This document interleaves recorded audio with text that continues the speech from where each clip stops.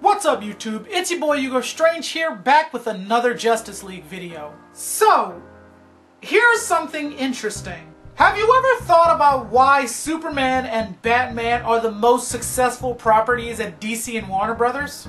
I'll give you a hint. It's not because they're the most popular. It's because at their core, they're very easy to understand characters. This may shock you, but it's actually quite difficult to ruin a Batman and Superman story. Why? Because they're incredibly simplistic characters. Whoa, don't crucify me. I meant simplistic in terms of understanding who they are as people. What I'm talking about here is character motivation.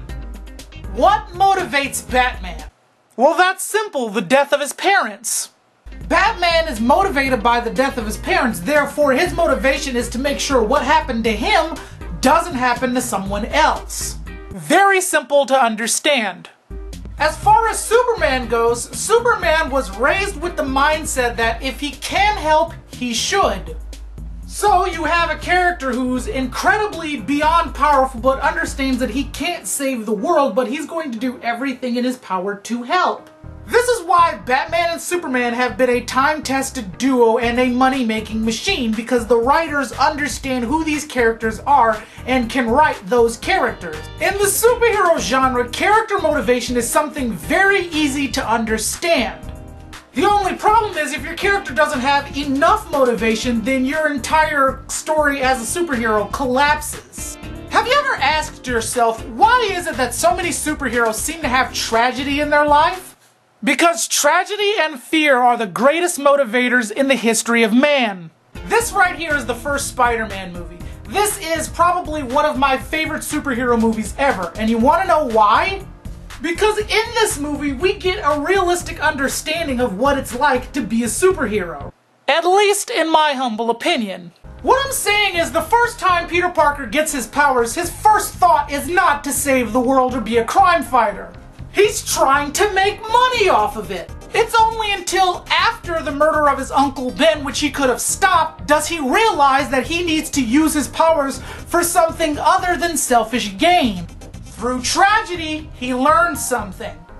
And that is what makes Peter Parker such a marketable and successful hero. At least until after one more day.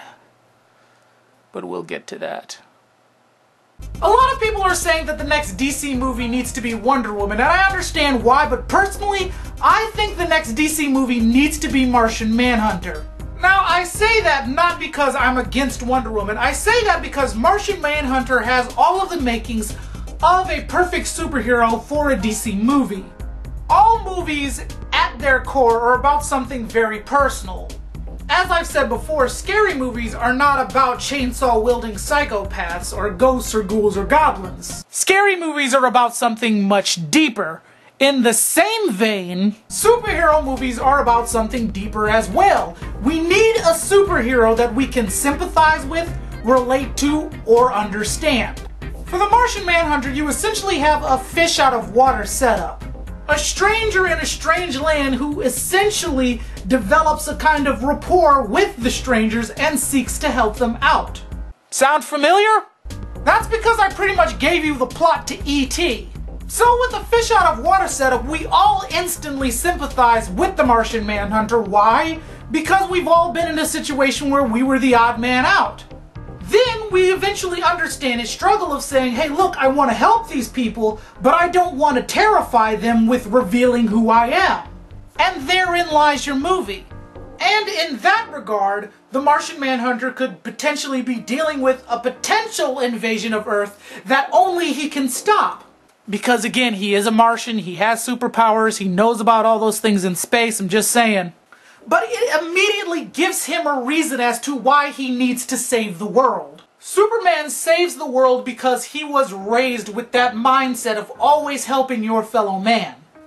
Batman saves the world because he doesn't want what happened to him to happen to anybody else.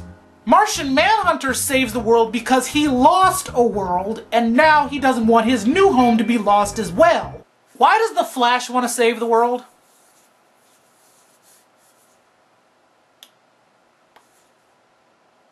Can someone tell me why Wonder Woman wants to save the world? Yes, I understand it was her destiny to do that, and that's what she was made for, but writing destiny in movies always seemed like a cop-out because it never seems like there is any real motivation behind it. It's just like, hey, look, this is what you're supposed to do and you better do it. Essentially, you get what I'm saying. For a Justice League movie, in order to be made, you need to understand the motivation as to why this team of characters gets together to save the world. Why is it them? What do they have to gain by this? Why? Ultimately, for a Justice League movie to be made, they have to establish character motivations right off the bat as to why these characters need to get together, why they need to save the world, and why it has to be them.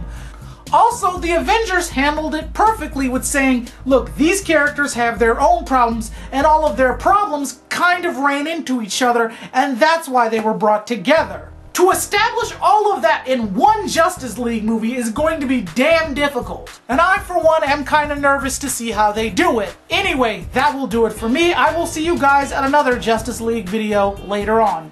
Peace.